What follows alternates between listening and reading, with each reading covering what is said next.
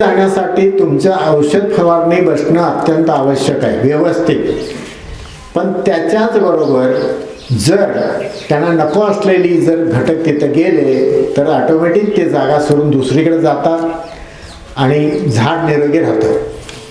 तुम्ही कुठलंही औषध मारत असताना जर निमार्क मारला तरी अधिक चांगला आहे, पण निमार्क औषध तयार करत असताना एक गोष्ट काळजी घ्यावी लागेल. हे निंबोळीचं झाडाची जी पानं आहेत त्याचं जे ऑइल आहे ते पाण्यात लवकर उतरत नाही, पाण्यात मिक्स होत नाही. त्यामुळे तिथं तुम्ही कॉस्टिक सोडा किंवा तत्सम गोष्टी वापरू शकता. कंपनीसुद्धा तेच केलेलं असतं. पण आपल्याला कॉस्टिक सोडा हे वापरायचंच नाही आहे, म्हणजे ते आपल्याला विषमुक्त अन्न तयार करण्यासाठी योग्य नाही आहे. म्हणून ते तर वापरायचं आहे आणि हे तर गोष्ट नको आहे. हे तर एक सोल्युशन आहे. हे सोल्युशन असं आहे, निंबोळी पेंट घ्यायची, 200 लिटर पाणी घ्या, निंबोळी पेंट 2 किलो घ्या, नायलॉनच्या पिशवीमध्ये टाकून ते टांगून ठेवा. एका दिवसामध्ये 200 लिटरचं पाणी त्याचा अर्क तयार होऊ शकतो, कारण टांगून ठेवल्यानंतर ते अर्क खाली उतरतो. 2 दिवस ठेवा, मस्तपैकी तयार होतं. आणि हे जर आपण मारलं तर कॉस्टिक सोडा इथं कुठं येऊ शकत नाही आहे आणि झाडांना पण हार्मफुल होत नाही आहे आणि खाणाऱ्याला पण हार्मफुल होत नाही आहे. हे सगळ्यात महत्त्वाचा मुद्दा ठरतो एक वेगळ्या किडीसाठी. पण तुडतुडे घालवायचे असेल तर निमार्क बरोबर आपल्याला तंबाखूची धूस वापरणं किंवा तंबाखूचे पानं घेऊन त्याची भुकटी करून वापरणं हे आवश्यक आहे. कारण त्याच्यामध्ये एक वेगळे केमिकल्स आहेत, ते तुडतुड्यांना नको असतात. निमार्क प्लस जर तंबाखूची धूस जर वापरला तर 100% तुडतुडे तुमच्या कंट्रोलमध्ये येऊ शकतात. त्यामुळं तुम्ही मोहर यायच्या आधी ह्या सगळ्या गोष्टी जर केलात तर तुडतुड्यामुळे आमचा मोहर गेला, तुडतुड्यामुळं आमची फळं खडबडीत झाली असं होऊ शकत नाही. त्यामुळं तुम्हाला प्रिकॉशन घ्यायला हे अत्यंत चांगली आणि व्यवस्थित हे केमिकल सोडून हे औषधं आहेत आणि ते वापरणं तुम्ही अत्यंत गरजेचं आहे. गरजेचं आहे. त्यामुळं एक उत्पादन खर्च कमी होईल. निसर्गाशी तुम्ही जवळीक साधून तुमचे रोग कंट्रोल करू शकता. ह्या गोष्टीचा तुम्ही जास्तीत जास्त विचार करणं वापरणं अत्यंत गरजेचं आहे. खोडकिडीवरती मगाशी मी सांगितलं मेजर आपल्याला 2 प्रॉब्लेम येतात, एक तुडतुड्याचा आणि एक खोडकिडीचा. खोडकीड लागत असताना त्या खोडावरती एक वेगळं सेन्सेशन दिसते तुम्हाला. पहिल्यांदा खोडकीड डायरेक्ट सगळं झाड खलास करत नाही आहे. ज्यावेळी खोडकीड चालू होते त्यावेळी त्याच्यावरती ओझिंग होतं. आत खोडकीड जाऊन जखम तयार झाल्यानंतर ओझिंग होतं आणि ओझिंग झालेला रस जर बाहेर आला तर डिंक्यासारखं दिसतं तुम्हाला. डिंक्या होत असेल तर समजायचं इथं एक तर बुरशी आहे किंवा एक तर खोडकीड आहे. जर बुरशी असेल तर तुम्हाला ट्रायकोड्रामा ड्रेंचिंग करून किंवा ठिबकवून सोडून तुम्हाला कुठलीही बुरशीजन्य रोग असतील ते कंट्रोल करता येतात. खूप चांगलं ट्रायकोड्रामा आहे आणि त्या दृष्टीनं तुम्ही केलं तर अधिक चांगलं आहे ते. जर खोडकीड असेल तर तुम्ही लक्ष देणं गरजेचं आहे. पूर्ण झाड खराब झाल्यानंतर लक्ष द्यायच्या ऐवजी खोडाकडे तुमचं सतत लक्ष असलं पाहिजे. थोडंसं जरी डिंक्या कुठं दिसायला लागला तर तुम्ही जी आपण हुमणीसाठी वापरणारी औषधं आहेत, फोरेट असेल, अल्ट्रेक्स असेल, अशा औषधं तर तुम्ही तिथं ड्रेंचिंग केली आणि ते झाड जर विषारी केलं तर खोडकीड आतली मरून जाऊ शकते. पण हे करत असताना झाडावरती फळं असताना करायचं नाही आहे, झाडावरती फळं नसताना हे करायचं आहे. कारण ही फळं आपण खात असतोय त्यामुळं त्यावेळी हे वापरायचं नाही आहे. जर त्यावेळी जर हे काम करायचं असेल तर आपल्याला ते खोडकीड कुठं लागली आहे तिथं थोडं टोकरून तिथली कीड मारणं गरजेचं आहे. पण टोकरताना तुम्ही कुठलंही हत्यार वापरायचं नाही आहे. खुरपा असेल, स्क्रूड्रायव्हर असेल किंवा काय असेल ते. याचं कारण असं आहे, ते आंतरसाल आतली टिकली पाहिजे. वरची साल खराब झालेली असते पण आंतरसाल चालू असते आणि ती जर खराब केली तर वरती रस जायचं बंद होतो. आणि जर तुम्ही जर राऊंड पद्धतीनं केली तर वरचं झाड इमिजिएट जाऊ शकतो. त्यामुळं बांबू असेल, लाकूड असेल, ते पाचा टाईप असं जर शेप करून घेतला ते आणि त्याच्यानं जर ते काढत गेलं तर खूप चांगलं निघतंय वरचं आणि अंतरसालीला जास्त इजा होत नाही. ती इतकं आत जाऊन काम करत नाही आहे. जेवढं आपण लोखंडी खुरपं किंवा कशानं स्क्रूड्रायव्हरनं करतो तसं निघत नाही आहे ते. आणि त्यामुळं झाड वाचण्याची जास्तीत जास्त शक्यता त्याच्यामध्ये आहे. हे जर वरची साल काढली, कमीत कमी साल काढा, जेवढी बाद झाली तेवढीच करा, चांगली असलेली साल काढू नका. आणि तिथं शेण, माती आणि एक कीटकनाशक मिक्स करून जर ते लिंपून घेतले, जे पूर्ण खोड लिंपायचं नाही आहे, जेवढी साल काढली तेवढं ते भरून घ्यायचं आहे. ते भरून घेतलं तर दोन्हीकडनं साल लवकर आतमध्ये येते आणि लवकरात लवकर पूर्ण झाड होतं तसं होतं. त्यामुळं वरचेवर ते जर माती निघत असेल तर लिंपून घेणं किंवा त्याच्यावर पोत्याची एक पट्टी बांधणं हे अत्यंत आवश्यक आहे. तसं केलं तर ते खोडकीड लवकर कंट्रोलमध्ये येते आणि पूर्ण झाड होतं तसं होऊ शकतं, 100% होऊ शकतं. आणि या पद्धतीने जर केलं तर अत्यंत आवश्यक रिझल्ट येतात. पुन्हा झाड होतं तसं राहतं. पण हे होऊ नये म्हणून तुमचं निरीक्षण अत्यंत आवश्यक आहे आणि त्या दृष्टीनं सुद्धा तुम्ही काम करणं किंवा बागेवर लक्ष ठेवणं गरजेचं आहे.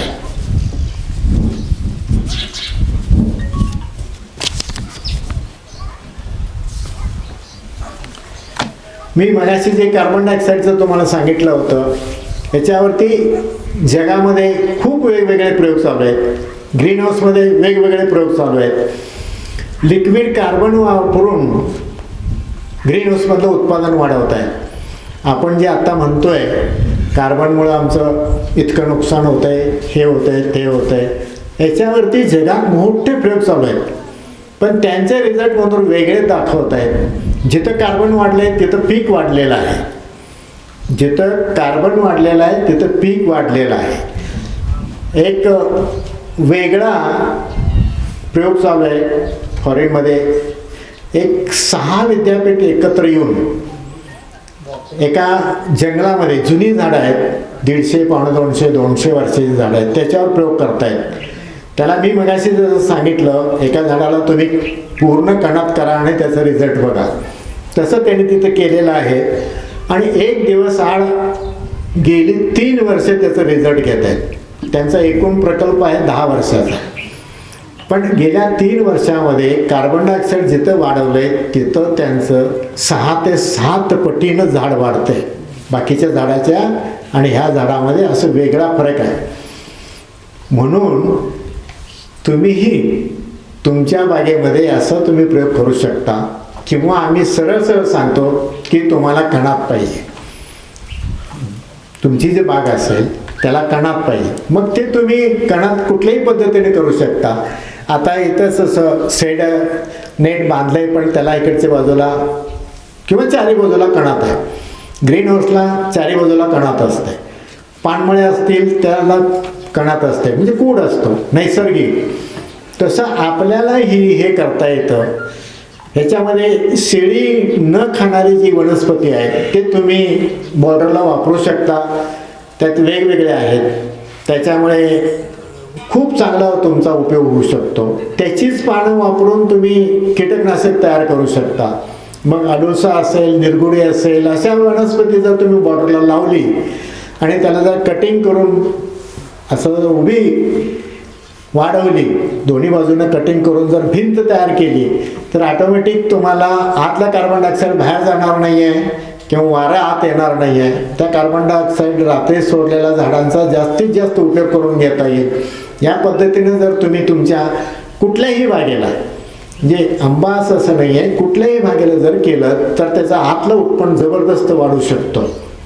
म्हणजे केळी असेल, मिरची असेल किंवा फळ झाडं कुठलीही असतील, डाळिंब असेल, ह्या सगळ्या झाडांना तुम्ही असं करू शकता. जर आमच्याकडं सांगली कोल्हापूर जिल्ह्यात आला तर सगळ्या नर्सरीच्या लोकांनी छोटे कणात करायला चालू केलेले आहेत. हे 3 फूट 4 फूट 5 फूट त्यांचे रोपच लहान असतात, म्हणजे भाजीपाल्याचे, त्याच्यासाठी त्यांनी चालू केलं. याचं कारण की ते लवकर आणि स्टर्डी वाढली पाहिजे. तुम्हीही तुमच्या उत्पन्न वाढीसाठी हे करू शकता. कार्बन डायऑक्साईडचा जेवढा वापर नैसर्गिकरित्या तुम्हाला करता येईल तेवढं करा. म्हणजे पहिलं तुमचा मुद्दा असा ठरेल की जास्त वाढ आणि निरोगी वाढ, हे मोहर येण्याच्या आधीच्या गोष्टी जर तुम्हाला व्यवस्थित करता आल्या तर मोहर आल्यानंतर तुम्हाला जास्त गोष्टी त्या हानिकारक ठरणार नाहीत. हे अत्यंत महत्त्वाचा मुद्दा आहे. आता मोहर आल्यानंतर काय काय करायला पाहिजे हे मी सांगतो तुम्हाला. आणि ज्यांचे प्रश्न असतील त्यांनी आपल्याकडे सगळ्यांच्याकडे वह्या आहेत, ते चिठ्ठ्या तयार करून तुम्ही दिलेत तर मी नंतर हे झाल्यानंतर प्रश्नोत्तर घेऊ शकतो, किंवा तुम्ही उभं राहून विचारलं तरीही चालेल, तो काही प्रश्न नाही याच्यामध्ये. मोहर ज्यावेळी बाहेर पडतो, आता प्रत्येकाने कल्टर वापरलं आहे काय नाही माहीत नाही आहे, त्याने त्या पद्धतीनं समजावून घ्या. ज्याने कल्टर वापरलेला आहे, ज्याने आमच्या पद्धतीप्रमाणे कल्टर वापरल्यानंतर 60व्या दिवशी कल्टरचा स्प्रे घेतलेला आहे, 80व्या दिवशी स्प्रे घेतलेला आहे, त्यांच्याकडं 130 ते 35 दिवसात मोहर येतो. 130 ते 35 दिवसात. जर तिथं नवीन फूट आली असेल, म्हणजे 100 दिवसानंतर जर नवीन फूट आली असेल तर मोहर येण्याचं पिरियड 15 ते 20 दिवसानं पुढं जातो. पण जरी ह्या पद्धतीनं जर केलं असेल तर त्यांचं फूट आलेली पानं कलर बदलायच्या आधी पुढं मोहर आलेला असतो. कलर बदलायच्या आधी पुढं मोहर आलेला असतो. ज्याने या पद्धतीनं केलं असेल तर. जर या पद्धतीनं केलं नसेल, नुसतंच कल्टर घातले आणि पुढचे स्प्रे घेतले नाही, तर त्यांचा किमान 1 महिन्यानं पिरियड पुढं जातो, किमान 1 महिन्यानं. आणि ज्याने कल्टर घातलेलं नाही आणि फूट आलेले आहे त्यांना बहार येत नाही. हे 100%. जर आपण 15 दिवस जर फळं आधी आणली तर आहे त्याच्यापेक्षा किती रेट आपल्याला जास्त मिळतो. म्हणून फळं लवकर आणणं गरजेचं आहे. फळं लवकर आणण्यासाठी आपल्याला हे कल्टरचे प्रोसेस करणं गरजेचं आहे. केवळ आणि केवळ कल्टर हे फक्त फळं आणण्यासाठी आहे, हे गैरसमज आहे. गैरसमज. आता मी मगाशीच सांगितलं, ज्याने नवीन लागवड केलेली आहे, माझ्या लेखात तुम्हाला वाचायला मिळेल, ज्याने नवीन लागवड केलेली आहे, आमच्या पद्धतीप्रमाणे लागवड केल्यानंतर 40 दिवसाच्या आत ज्यांनी 1.5 फुटावर कट केलेला आहे, त्यांच्या 1.5 फुटावर कट केल्यामुळं त्याला 3 किंवा 4 फुटी येतात. पहिल्यांदाच 1.5 फूट ठेवल्यामुळे त्याला 7 ते 10 पानं असतात. 4 फुटी किंवा 3 फुटी आल्या तर त्याला प्रत्येकाला 10-10 पानं, म्हणजे 30 पानं झाली. ती सेकंड स्टेजला परत 30 पानं झाली. सेकंड स्टेजला वरनं कट करायचं आहे. जे एकदा फूट आली, दुसऱ्यांदा फूट आली की तिथं वरती फक्त पिंचिंग करायचं आहे आणि पुन्हा तिथनं फुटी घ्यायची आहे. या पद्धतीनं जर तुम्ही केला असाल तर 6व्या महिन्यात तुम्हाला किमान 200 ते 250 पानावरती जाऊ शकता. 6व्या महिन्यात. 6व्या महिन्यामध्ये या पद्धतीनं जर केला असाल तर आपण पाव मिलीनं कल्टर टाकायचं आहे. पाव मिलीनं कल्टर टाकायचं आहे प्रत्येक प्लॅन्टला. ह्याचं काम काय आहे? फोटोसिंथेसिस वाढवतं. किमान 5 ते 10 पटीनं त्या पानाचं फोटोसिंथेसिस वाढतं. त्यामुळं अन्न जास्त तयार होतं. ते अन्न स्टोअर कुठं होतं? खोडामध्ये होतं. तुम्ही तुमच्याकडचे कितीही बाग असू दे, त्यातल्या 1 किंवा 2 रांगांना सोडा, बाकीच्या सगळ्यांना टाका. तुमचा तुम्हाला प्रयोग होईल. एका वर्षामध्ये त्याच्या खोडाची साईज किती वाढली आणि याच्या खोडाची साईज किती वाढली, हा एक फरक. दुसरा, ज्या फुटी फुटलेल्या आहेत त्यातल्या इथले जॉईंट जे आहेत ते कुणाचे घट्ट आहेत. कितीही वादळ आलं तर जॉईंट मोडत नाही. हे कल्टरचा उपयोग आहे. अशा पद्धतीनं त्या झाडामध्ये अनेक प्रकारचे चेंजेस होतात. कल्टर हे हार्मोन्स आहे आणि हे जर केलं तर आपल्याला आपल्या झाडाचं नुकसान होणार नाही आहे, पण फायदे भरपूर मिळतात. जर या पद्धतीनं तुम्ही जर त्याच्यावर जर प्रयोग केलेत तर तुम्ही पहिल्या वर्षालाच म्हणजे 12 महिन्यानंतर जर कल्टर त्याला पीक म्हणून घेण्यासाठी टाकलं तर ते सर्वसाधारण पहिल्याच वर्षी तुम्हाला 500 ते 700 पानाला गेलेलं झाड असतं आणि तिथं जर कल्टर दिलं तर 2 वर्षे पूर्ण व्हायच्या आधी एक बहार निघतो. तो किमान 10 ते 15 फळाचा असतो. किमान प्रत्येकाची हे वेगळं असतं, मॅनेजमेंट त्याप्रमाणे कमी जास्त होतं. आणि या पद्धतीनं झालं तर 2 वर्षातच तुमचं सगळा पहिला खर्च निघून जाऊ शकतो. कारण पहिले जी बहाराची पद्धत झाडाची आहे ती लवकर येते. म्हणजे 2 वर्षात घ्या, 3 वर्षात घ्या, 4 वर्षात घ्या, त्याला लवकर मोहर येतो. लवकर मोहर आला, मार्केटला जास्त रेट मिळतो आणि तुम्हाला फायदा मिळू शकतो. त्यामुळं तुम्ही जर या पद्धतीने गेलात तर कमीत कमी वेळामध्ये तुमचं उत्पादन खूप चांगलं वाढू शकतं आणि याच पद्धतीनं 2ऱ्या, 3ऱ्या, 4थ्या वर्षी चांगलं उत्पादन येऊ शकतं. 4 ते 5 वर्षात तुम्ही प्रत्येक झाडावरती 50 जरी फळं घेतली तर एकरी 1000 झाडं गुणिले 50,000 फळं तुम्ही इझिली घेऊ शकता. इझिली. पण ह्या सिस्टीमप्रमाणे जावं लागेल तुम्हाला. इझिली जाऊ शकता तुम्ही. आणि जर 50,000 फळं निघाली, साध्या केशरला सुद्धा 15 टन, 300 ग्रॅमचं फळ धरलं तरीही 15 टन होऊ शकतं. 250 ग्रॅमचं धरलं तरी 12 ते 13 टन होऊ शकतं. आणि तुम्ही पर एकर जास्तीत जास्त फायदा मिळवू शकता जर या पद्धतीने गेलात तर. पण या झाडाची उंची अंतिमतः 6 ते 7 फुटाची वर न्यायचं नाही आहे आणि जमिनीपर्यंत पाला ठेवायचा आहे. ह्या गोष्टी तुम्हाला कंपल्सरी कराव्या लागतील. म्हणजे औषध फवारणी, माल काढणे, फळं हाताळणं किंवा कार्बन डायऑक्साईडचा उपयोग, ह्या सगळ्याच गोष्टी एकत्रितपणे तुम्हाला त्यातनं मिळू शकतात.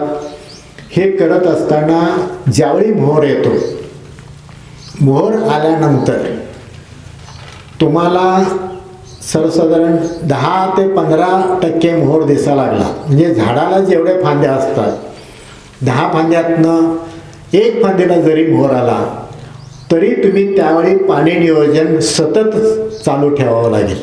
सतत वापसा कंडिशनमध्ये.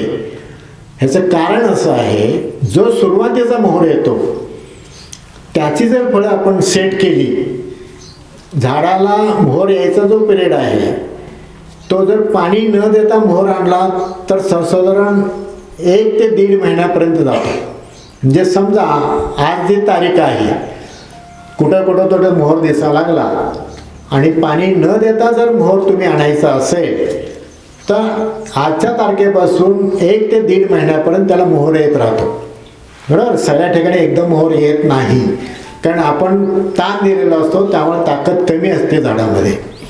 आता मगाशी ज्यावेळी शिवार फेरीच्या वेळी एक झाड बघितलं, ते झाडाची वाढ अशी आहे. ह्याला जर तुम्ही पाणी न देता जर मोहर आणायचा झाला तर या फांदीला किमान 1 ते 1.5 इंचच मोहर येईल, कारण ह्याच्यामध्ये ताकद नाही आहे. जर तुम्ही जास्त ताण जर दिलेला असाल तर या पद्धतीनं त्या झाडाला मोहराची लांबी जास्त येणार नाही आहे. त्यामुळं त्याच्यावरती फुलं, मादी फुलं अत्यंत कमी असतील आणि तुम्हाला सेटिंग अत्यंत कमी मिळेल. त्यामुळं तुम्ही आंब्याच्या झाडाला ताण देत असताना धान असा दिला पाहिजे, झाडात ताकद राहिली पाहिजे आणि अनावश्यक वाढ नाही व्हायला पाहिजे. दोन्ही गोष्टी महत्त्वाच्या आहेत. जास्त पाणी खतं दिली तर वाढ अनावश्यक जास्त होते ती नाही व्हायला पाहिजे. आणि पाणी अत्यंत कमी केलं तर झाडातली ताकद कमी होते आणि या पद्धतीनं तुम्हाला जर बाहेर आणायचं झालं तर येऊ शकत नाही आहे.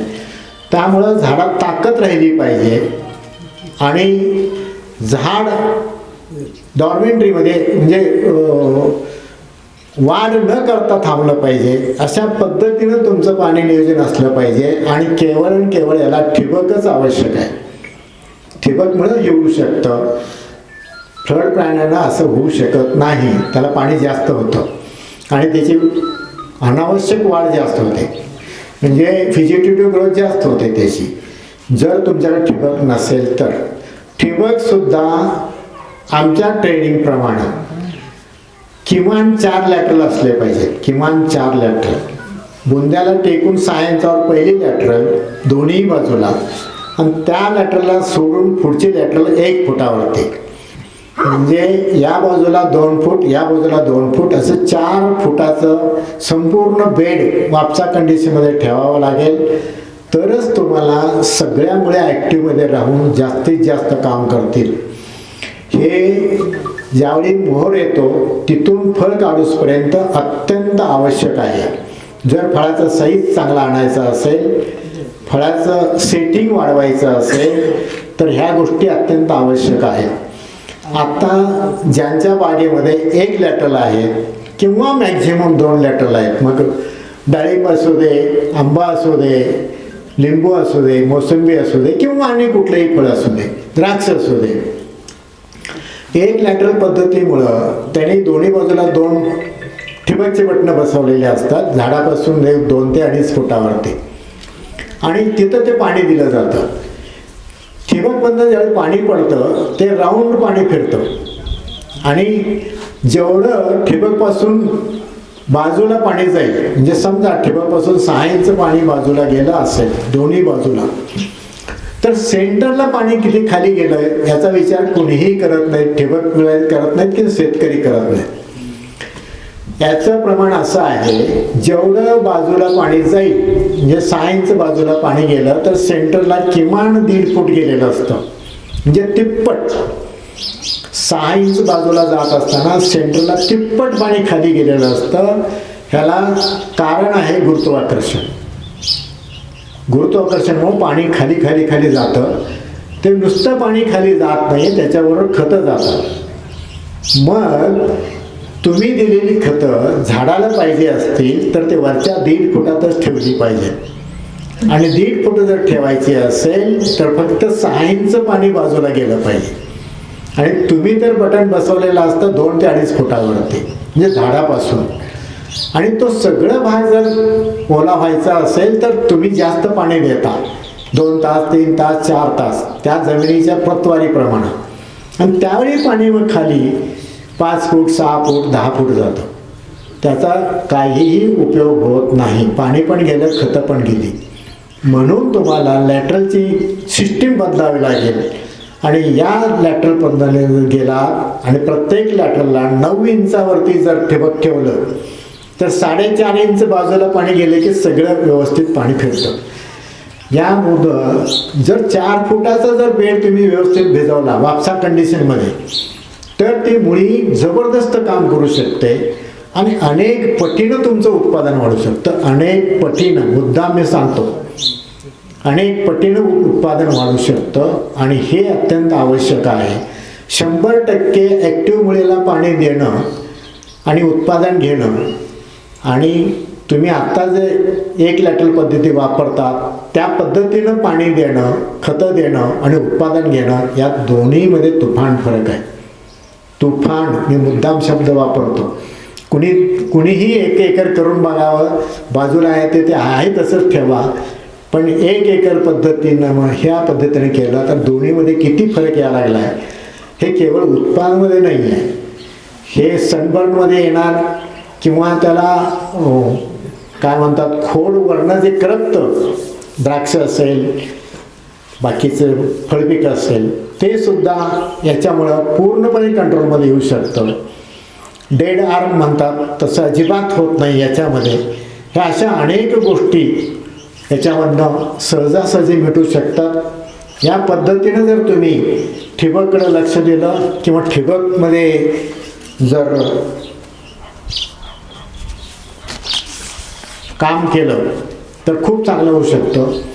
मी कुणाला नावं ठेवणार नाही आहे, पण ज्या गोष्टी आम्हाला चुकीच्या वाटतात त्या आम्ही सहजपणे बोलून जातो आणि ते प्रॅक्टिकलमध्ये आहे. आणि सगळ्या ठिकाणी आम्ही सांगतो, विद्यापीठात सुद्धा आम्ही लेक्चर देत असताना हे सांगत असतो. आत्ता आपल्याला बरेच ठिकाणी सांगितलं जातं की 70%, 75%, 80% मोहर आल्याशिवाय पाणी सोडू नका. पण मी मगाशी सांगितलं, या पद्धतीनं जर करून पाहिलात, ज्यावेळी मोहर चालू होतो त्यावेळी जर तुम्ही वापसा कंडिशन ठेवलं तर सेटिंगचं प्रमाण वाढतं. आणि मगाशी मी जे सांगितलं, जर पाणी न देता मोहर आणला तर 1.5 महिन्यापर्यंत मोहर येत राहतो. आणि जर पाणी दिलं वापसा कंडिशनमध्ये तर 3 आठवड्याच्या आत जवळजवळ सगळ्याला मोहर येतो. पण माझा सगळ्यात महत्त्वाचा मुद्दा आहे, ज्यावेळी मोहर चालू होतो त्यावेळी जर आपण पाणी दिलं तर ते सेटिंग जास्त होतं आणि त्याची फळं आपल्याला 1 महिनाभर मोहर येत राहिला. आणि हे जर आधी सेट करून घेतलं आपण तर 1 महिना आधी फळं विकायला मिळतात. त्याच्या दोन्हीच्या दरामधला जर फरक बघितला तर खूप मोठा फरक आहे. जेवढं मार्केटला आपण फळ लवकर आणू तेवढं तुम्हाला रेट जास्त मिळणार, पर एकरी तुमचं उत्पादन वाढणार आहे. त्याच्याच बरोबर तुलनात्मक अभ्यास होणं गरजेचं आहे प्रत्येक शेतकऱ्याचं. तुम्ही असे काही रांगा ठेवा ज्याला तुम्ही पाणी देऊ नका आणि बाकीच्याला तुम्ही पाणी द्या, बाकीच्याला पाणी द्या. आणि कुठं सेटिंग जास्त झालेलं आहे, कुठं फळं जास्त आलेली आहेत, कुठं फळं लवकर आलेली आहेत, कुठं फळाचा साईज वाढलेला आहे, हे तुम्ही नोंदी करणं गरजेचं आहे. मी तिथेही सांगितलं आणि आत्ताही सांगतो, प्रत्येक गोष्ट तुम्ही नोंद करा. 3-4 वर्षात तुम्ही शास्त्रज्ञ होऊ शकता. काय झालं हे जर विचार करायला लागला तर आपोआप उत्तर मिळत जातात. आणि हे करणं गरजेचं आहे. कुठल्याही पिकाला आपण मोहर येत असताना, फळं लागत असताना पाण्याचा ताण देत नाही, तिथं पाणी देत असतो. मग हाच प्रश्न आपण आंब्यामध्ये का अवॉइड करतो हे आजही आम्हाला कळत नाही आहे. आजही कळत नाही. आम्ही अनेकांना विचारून बघितलं, आजही कळत नाही. पण आमचं प्रॅक्टिकल नॉलेज असं सांगतं की तिथं पाणी जर चांगलं असेल तर तुम्हाला आंबा मोहर जास्त येणार, लवकर येणार आणि सेटिंग जास्त होणार. आम्ही आमच्या बागेवरती किमान 3 वेळा आंब्याचं थिनिंग करतो, कारण आम्हाला झाडावरती 50च फळं ठेवायची आहेत. फळं जास्त येतात ते आपण नको असलेले फळं काढून टाकतो. त्यामुळं तुम्ही तुमच्या एकरातनं अपेक्षित फळं सहजासहजी काढू शकता, सहजासहजी. पण ह्या सिस्टीममध्ये गेलात तर आता आम्ही 50 सांगतो. जर समजा 6व्या, 7व्या, 8व्या वर्षी इथं जशी झाडं दिसतात तशी जर झाडं झाली तुमची, जे उंची नाही आहे,